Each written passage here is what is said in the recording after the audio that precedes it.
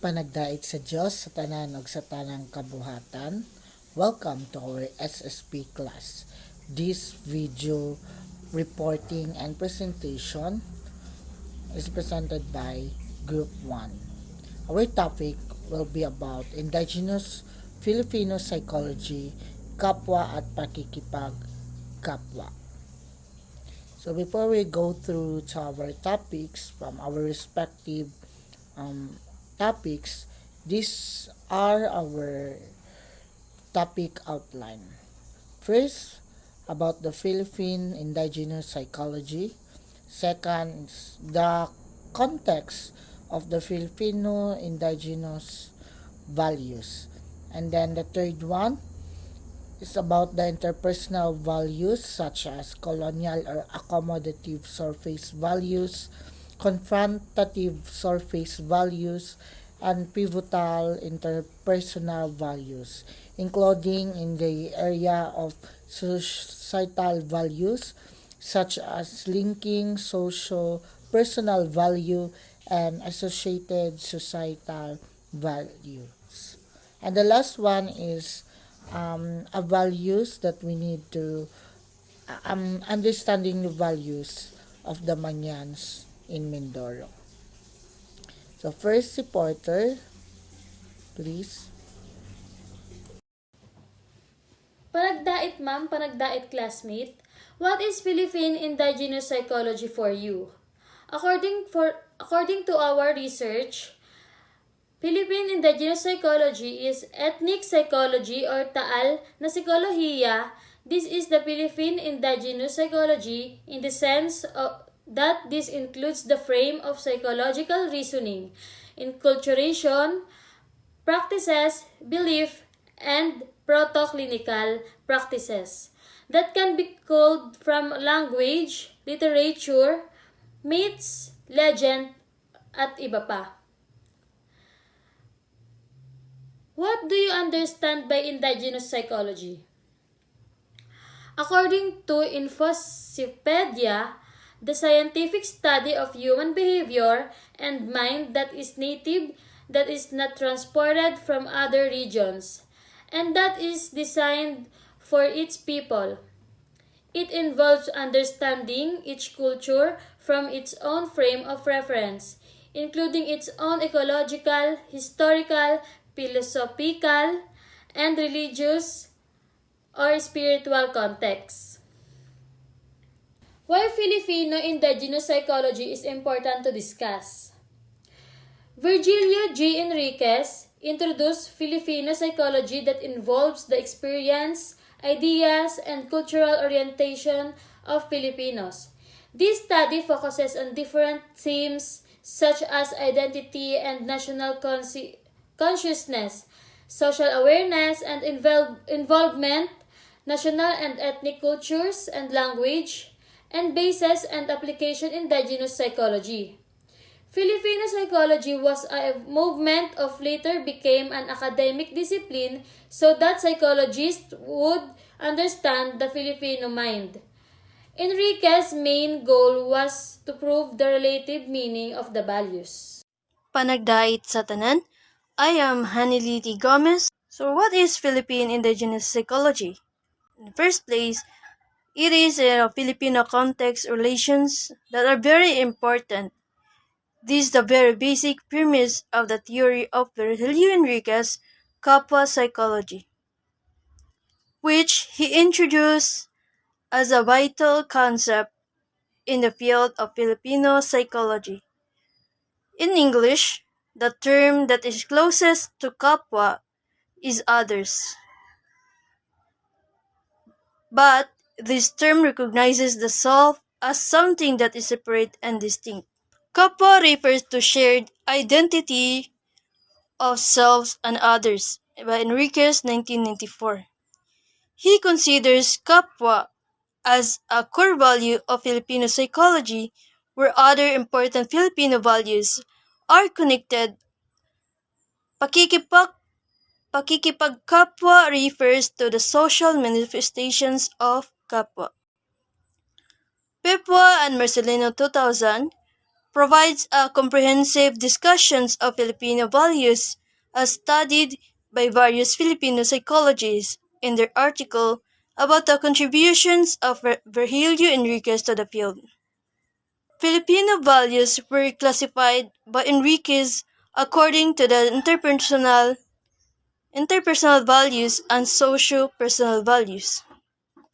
These interpersonal values are manifested in the personal relations of Filipino with others, while societal values are manifested on a more macro level in society. The interpersonal values are further classified according to colonial or accommodative surface values, confrontative surface values, and pivotal interpersonal value, while societal value are classified according to linking socio-personal and value and associated societal values.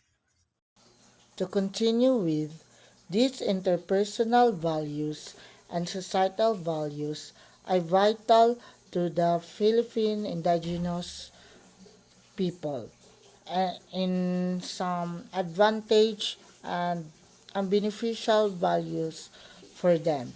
At first, to further explain these aforementioned values, first is accommodative surface values. These famously known some utang na loob, which later on will explain.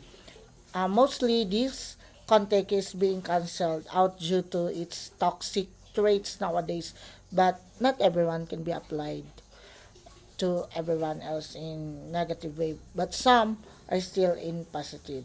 On the other hand, the confrontative surface values is one of the admirable traits that Filipinos have. It is the courage that was displayed not just early battles for our freedom, but also in the midst of surging problems. And also, same as that, later on, there's a reporter regarding this. And the third one is the pivotal interpersonal values, which is it is a manner of Filipinos wherein they have this kind of discernment in dealing with other people, and it's somehow or something an act of feeling or for other people when if they sense something or someone quiet who is usually is not, they would immediately think that his or she might have some situation during that instances. The second type of surface value is the societal values. This also a morals of most Filipino, especially to the older ones. The mga um, advices sa mga ato ang mga katigulangan. But with the mentally of with this, they uphold of these values even until their birth. So, mga values ni na sa atong mga kanununuan or ato ang mga lolas and lolos.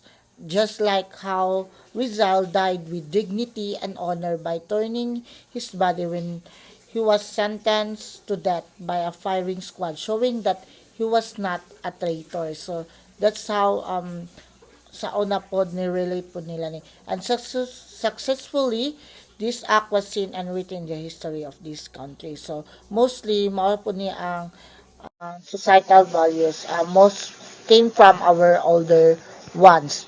And then, the second one is the linking social personal value. This is just a natural of Filipino, just like the viral story around the social media wherein a foreigner disguised as a beggar who randomly asks street vendors for a food even the if this vendor seems to lack for themselves as well, but then choosing to help out despite of poverty because they would not want the same person feeling like they do. So usually mana siya.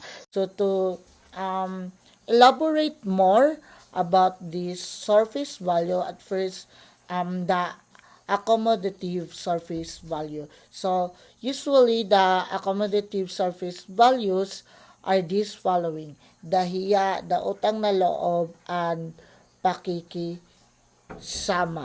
So usually we can have some beneficial sa toa with this kind of values, but some also have a negative effect or that probably happen.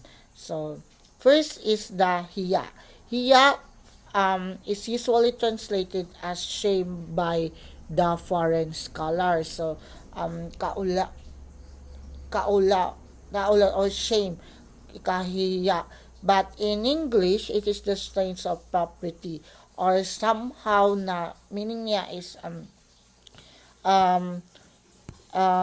meaning niya is usually is a um a state of quality of conforming conventional ang pagiging wasto. That's in Tagalog terms, but in foreign scholar gina-translate siya as a shame. So Filipino psychologists emphasize the importance of understanding hiya terms of affixation in the words. So first is nakakahiya. So in English is embarrassing, indifferent from ikinahiya. So if ikinahiya po, it's meant to be embarrassed for someone. So nadyo'y mga nakadalaing-laing meaning in every term. So if nakakahiya feeling sa tao embarrassing. But ikinahiya mura po siya negative, to be embarrassed for someone. So just like that. The next one is the utang na loob, that usually translated as debt of gratitude or principle of reciprocity. Filipino psychologists Enriquez defined this one, utang na loob, as gratitude and solidarity. And usually, utang na loob can be useful in positive way.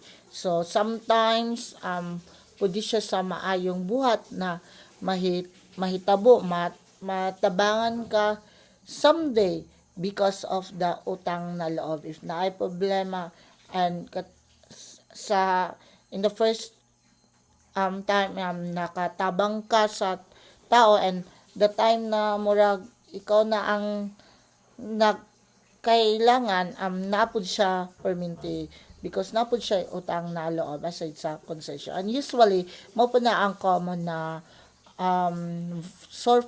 accommodative surface value sa usa ka Filipino. However, this utang na loob can be used in a negative way, especially in the upcoming election, no? The utang na loob usually very common sa mga politician, no? Kay lagi usually I have a story to tell na I have a friend of mine na scholar siya sa usa ka government, and ginagamit sila during the election kay murag utang na loob bitaw na they receive money, and exchange of that na usa sila ka audience sa pag rally sa mga politician, or even can be used in negative way sa kanang sa vote, no? Ang pagsunjud nila kay kani scholar ni siya, dapat sa atuan ni siya. So sometimes ing ana ang negative way pud ang utang na loob, and sometimes pud mura pud tag napugsan ng ani na term. So it's up for us if how we will use this utang na loob. But personally, for me, I do not usually do for this and disagree for this kind of values. ay kay usually karon right now in this new generation, usually gina-use siya is as a negative way.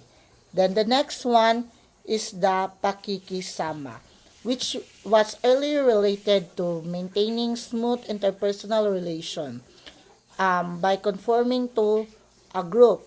But later, Enriquez defined it as being along with and companionship. So, earlier, ang pakikisama is mura siya pag-confirm sa usa ka group na mo uban ka makisalamuha ka ani, so like that, conforming to a group. But karon, Enriquez define it na ang pakikisama is somehow na ikaw na ang kusa na makikisama, being along with, and yes, of course, the companionship. So these are few examples of accommodative surface. It is being highlighted,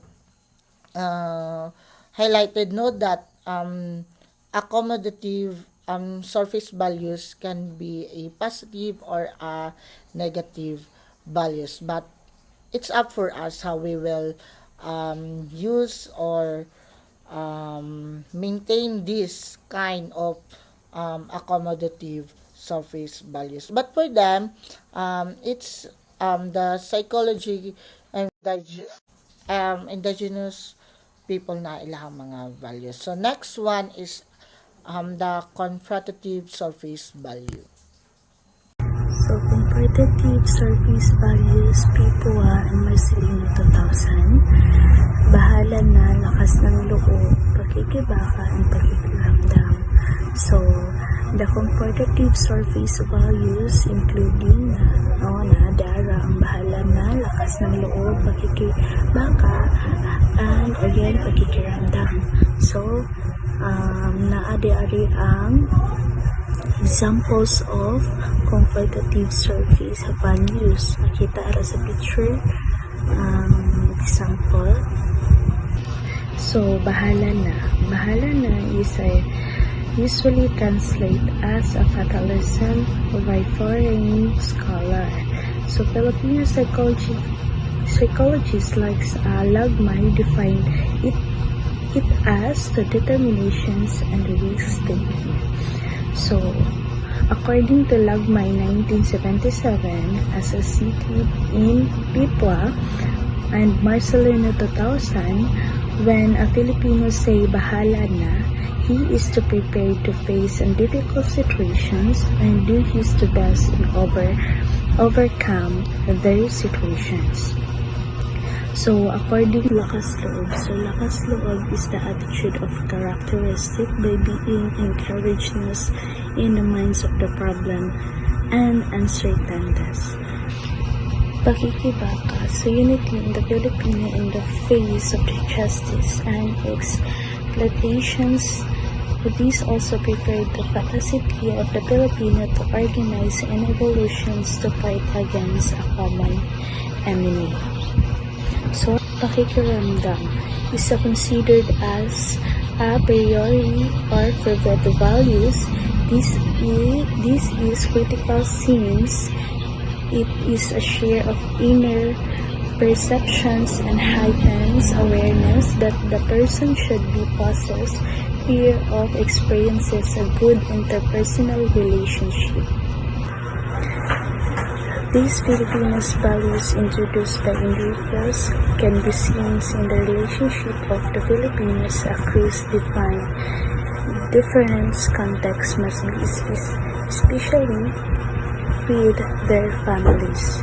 So, the collectivist nature of the Philippine society in the family of prototype of the social relationship Triandes 1994 as seated in Macapagal of Leonor Montiel and Nolasco 2013. The usual setup of the Filipino family is the extended family, which make the family bigger compared to the unclear family. Kapwa 1999. So,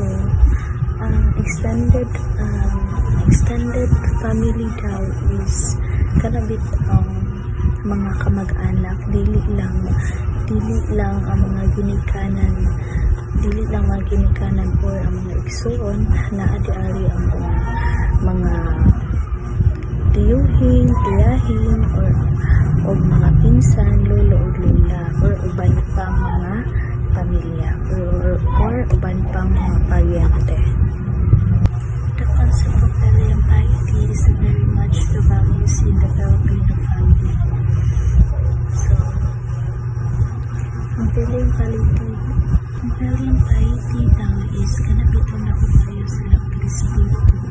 So, kanabit ang daw sila Krispito. Daw sila pagtakod sa ilang mga anak, matod sa ilang mga ginikanan o sa ilang mas tigulang pa sa ilang or ang mga paryente nila. Part 3. Understanding the values of the Manyans in Mindoro. Address 2006 enumerates various Filipino values and the Manyans possess. He mentions that the Manyans value a show of respect for their elders through kissing of hand or mano-mano or mubles.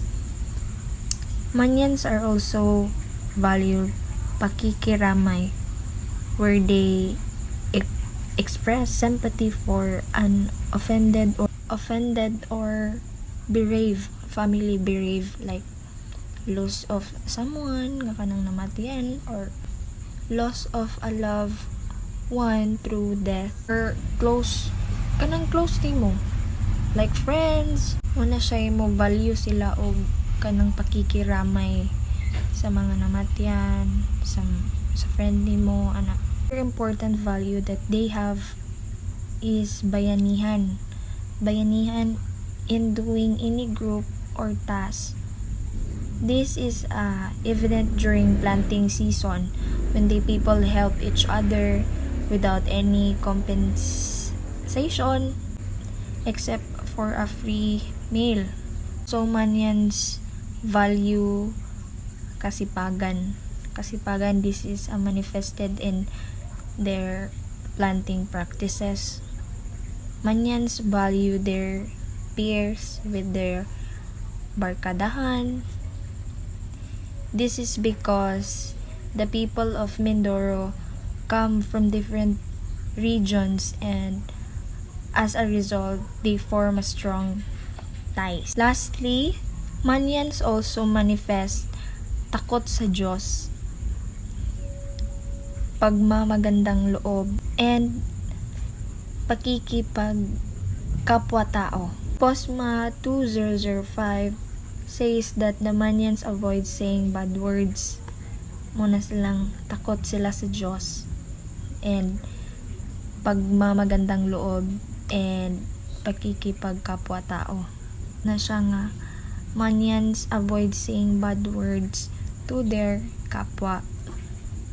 They avoid cursing them even if they have been wrong. Another manifestation of a close affinity among Manyans is found through the ritual of Sandugo. This is done by the Manyans males. So, panigdayt everyone, I'm Kem Jamora. Aside from the values highlighted by Andres, the Manyans from Mindoro are known to be very superstitious. This is immensely integrated into their value system. According to Ramchi 2008, thus the everyday activities are guided by their superstitions and ideas. Filial piety is the one observable features of the family among the Manyans. The parents are well respected and they have full authority to decide even the future spouses of their children. According to Handling and Acts Code 2004, contrary is the common beliefs, Mangyan family is not egalitarian. The father is still considered the dominant figure in the family. This holds true in community during public discussions. The opinions of men are given more weight than those of women. So, kining mga mangyan sa Mindoro is known to be very superstitious. So, kanang naa nila ag kanang mga kakaibang kultura kung saan kanang mga kanang pamahiin, kanang ilang pamahiin. So, as kita pod siguro naman tay lain-lain nga kanang mga pamahiin. So, kanang ilakay kanang mga pamahiin ay naglalaro ng mahalagang kanang bahagi. So, ang pamahiin na ito ay masusing nakatanim sa kanilang kanang pang-araw-araw na pamumuhay at pagtuturo ng kanilang pananaw sa buhay. So, kanang kuan nila paggalang sa magulang, kanang ay isang mahalaga na bahagi na jud na nila ng kanilang pamilya, kung saan ay malalim na respeto sa mga magulang ay nagbibigay sa kanila ng otoridad kabilang ng pagpapasayang hingil sa mga maging kabiyak ng kanilang mga anak. So, sa kabaliktaran pod, sa kabaliktaran ng ilang pananaw, kanang hindi pantay-pantay ang pamilya ng mangyan. So, kanang dili na sila kanang pantay-pantay at kanang manatiling dominante ang ama sa loob ng tahanan. So, ipinakita ito hindi lamang sa pamilya kundi pati na rin sa kanang mga komunidad kung saan mas binibigyang halaga ang opinyon ng kanang mga kanang lalaki kaysa mga babaeng pangpublikong diskusyon ng isang katangian ng inilarawan. So, kanang kuan siya, kanang pagkulturang ito ay nagpapakita ng kakaibang dinamika ng lipunan ng mga mangyan. That's all. Thank you.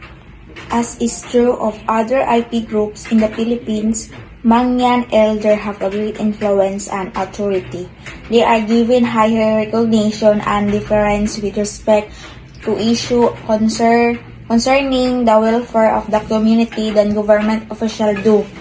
The community consider them as a person of vast experience, wisdom, and knowledge. Ramchi 2008.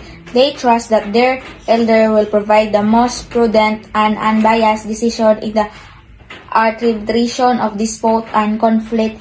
Bawagan 2009. Sama sa ubang mga IP nga grupo sa Philippines, ang mga tigulang sa mangyan ay adunay dakong impluwensya o autoridad. Gihatagan sila og mas taas nga pag-ila o pagtahod sa labot sa mga isyu mahitungod sa kaayuhan sa komunidad kaysa sa mga official government.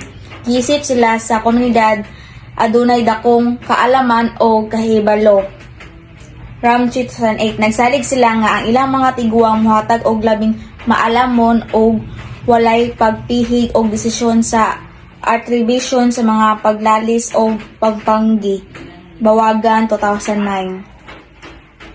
Another notable custom among the Mangyan is their peaceable attitude and gentle behavior. Hibling and Skulk 2004. There is a strong disagreement regarding more aggressive and boastful behavior, which might provoke misunderstanding. They promote mutual respect among the other members of the village and show amiable affection even to strangers. Reciprocity is highly considered at all levels at social relation. Ramchi 2008. Ang laing talagsaon nga kostobre sa mga mangyan mao ang ilang malinawon nga kinaiya at malumo nga kinaiya.